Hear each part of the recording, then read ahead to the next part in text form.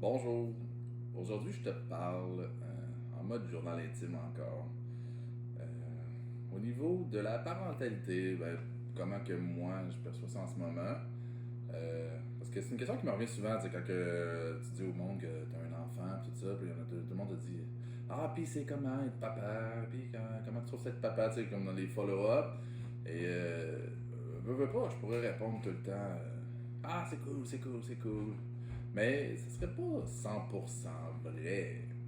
Parce que oui, c'est super beau être papa, mais j'ai d'autres qualificatifs qui me viennent en tête. J'ai d'autres pour cette période-là de ma vie. Puis en ce moment, j'ai fascinant.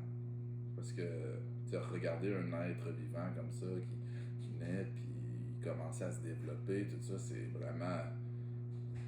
fascinant. Et j'en ai un autre qui me vient souvent en tête, puis c'est confrontant.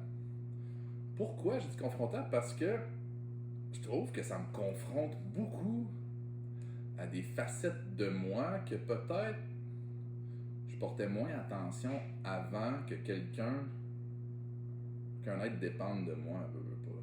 Puis là, en ce moment, j'ai comme cette dichotomie, tu sais pas, c'est qui passe en premier, là? Tu sais, tout le monde a la réponse obvious, ça, c'est surtout plus, j'imagine, mais tu sais, la réponse, on dirait moralement acceptée dans la société, c'est genre, mais c'est ton enfant premier tout le temps, mais oui, mais tu sais, il y a comme une fine ligne où il faut pas s'oublier nous non plus. Puis, mais là, j'ai remarqué que moi, oui, il y a la portion, en effet, je suis conscient de la portion, il faut que je prenne soin de moi, tu sais, comme dans l'avion, mettons, mets ton masque en premier avant de l'autre, parce que si t'es mort, t'aides personne. Bon, mais c'est un peu ça aussi. Si je suis pas bien dans ma peau, puis si je prends pas soin de moi, si je suis pas en santé, ben, je vais pas transposer ça efficacement sur mon fils. Je veux dire, si je suis pas capable de prendre soin de moi, ça me surprendrait que je sois adéquatement capable de prendre soin de quelqu'un puis de lui montrer comment que ça marche d'une certaine façon. Fait que, ça, cette portion-là, j'essaie de travailler ça. Mais, aussi, je me suis rendu compte, dans des épisodes, bon, là, tu sais, un petit épisode, mettons comme hier soir, fin de soirée, c'est l'heure qu'il se couche, il s'endort, puis là, moi, je m'étais dit, ok, parfait, je le couche, puis après ça, je vais écouter une émission. En attendant, parce on est sorti en ville hier soir. Enfin, ma blonde, elle avait un événement en ville hier soir, puis pendant qu'elle était à sa soirée, ben moi, j'étais dans la chambre d'hôtel, et je me suis dit, je vais m'en profiter pour écouter l'émission avant qu'elle revienne. Et je le couche, je m'assois dans le divan, je pèse sur play, il se réveille. Et je suis comme,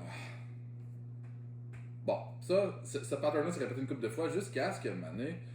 Et là, j'ai vu que je restais comme attaché, accroché à mon désir d'écouter mon émission de TV, parallèlement à vouloir m'occuper de mon fils. Puis d'une certaine façon, il y a un petit peu de tu vas-tu t'endormir, que je puisse écouter mon émission de TV, tu sais? Je sais pas si tu me suis. Et là, j'ai conscientisé ça, comme, ok, genre, j'étais encore un peu en mode égoïste.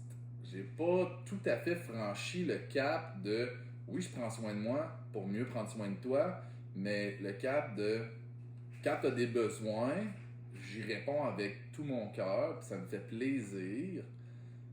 Puis, mon petit plaisir de TV, mettons, ça me dérange pas de l'interrompre. Mais là, j'ai remarqué que ça me dérangeait. Et, ben voilà, fait que ça me lance une piste de travail personnel à continuer.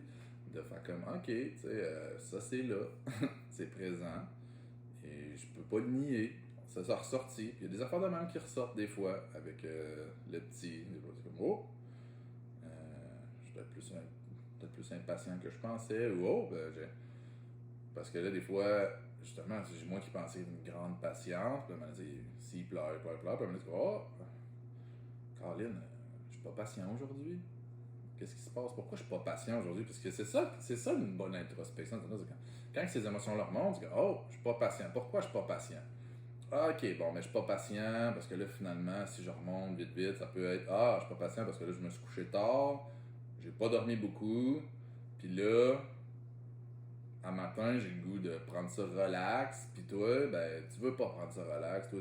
C'est comme le matin que je veux prendre ça relax, ça a l'air. Bon, ben là, toi, tu pleures, machin tout le temps, t'es pas consolable, après ça, genre, je change ta couche, là, après ça, ben là, finalement, hop, là, t'as faim, hop, là, finalement, ben là, il y a encore un autre besoin, hop, là, finalement, ben là, tu me dégueules dessus, puis après ça, finalement, tu vomis, tu vomito, nous autres, on appelle ça du vomito, là. Tu vomitotes sur le divan, là, faut que je lave le divan, là, après ça, hop, là, il y a le chat qui chie sur le tapis, parce que, ok, tu sais, des fois, c'est comme, on dirait qu'une fois que t'es dans ce mood-là, la vie l'accentue avec tout ce qui se passe autour de toi. C'est comme, oh, ok, il y avait de l'impatience en dedans de moi, mais là, la vie le manifeste à l'extérieur pour que je sois vraiment plus impatient.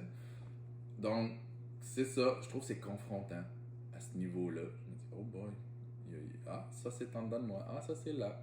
Et ouais, là en ce moment, la grosse conscientisation que j'ai eue hier soir, c'était, ah, je suis peut-être plus égoïste que je le pensais. Fait que, on va travailler là-dessus. À plus.